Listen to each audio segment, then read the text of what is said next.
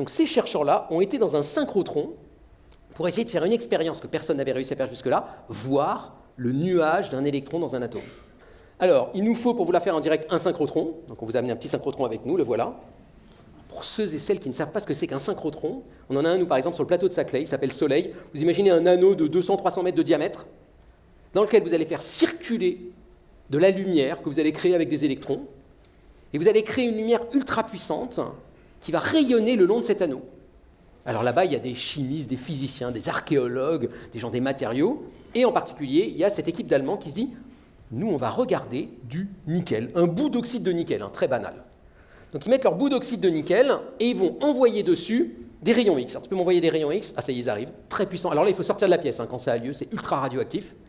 Et au milieu de la pièce, vous vous souvenez, ils ont mis un petit échantillon d'oxyde de nickel. Évidemment, l'échantillon d'oxyde de nickel, en recevant les rayons X, ça va l'exciter dans tous les sens. Ça y est, là, il est excité, vous le voyez excité. Et en étant excité, les électrons qui sont au cœur de cet atome, on appelle ça même les électrons de cœur, vont se mettre à partir dans tous les sens vers les bords de l'atome. Et ça va recracher des rayons X partout dans la pièce. Je ne sais pas si tu peux me faire les... Ah bah voilà. Vous les voyez repartir les rayons X partout dans la pièce. Et là, à ce moment-là, votre jeu, ça va être de détecter où ils arrivent. On ne voit pas du tout le détecteur, où il est. Ah, il est là. Vous le voyez? Il est en train d'attraper les rayons X. Alors dans la vraie vie, moi j'ai été visiter l'expérience, c'est pas du tout un joli détecteur comme ça, c'est une espèce de grue, avec un bras comme ça, armé, qui se balade dans toute la pièce pour rattraper les rayons X, vraiment comme au baseball. Et une fois qu'elle a fait ça, elle est capable de se dire, tiens, ce rayon X, il arrive à tel endroit, avec telle énergie, ça veut dire que l'électron devait avoir telle forme. Vous voyez, on reconstitue un peu comme une sorte de Sherlock quantique, la forme de l'électron, à partir juste de ce qui recrache. Et en faisant ça, péniblement, longtemps, mesurant, moyennant, pendant des années, ils arrivent finalement à... Vous êtes prêts psychologiquement?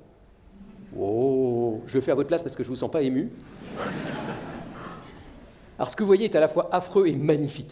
Donc là j'ai dit à Lisa, il faut que tu me trouves une manière de leur montrer vraiment ce qui a été mesuré. Donc Lisa va vous montrer ce qui a vraiment été mesuré en fait. C'est beau, non? En fait, là, vous avez sous les yeux le nuage et sa forme, la forme du nuage quantique d'un électron dans un atome de nickel. En observant ces atomes-là, en observant leur forme, comment les électrons sont répartis dans ces différentes formes, on va comprendre les propriétés de la matière.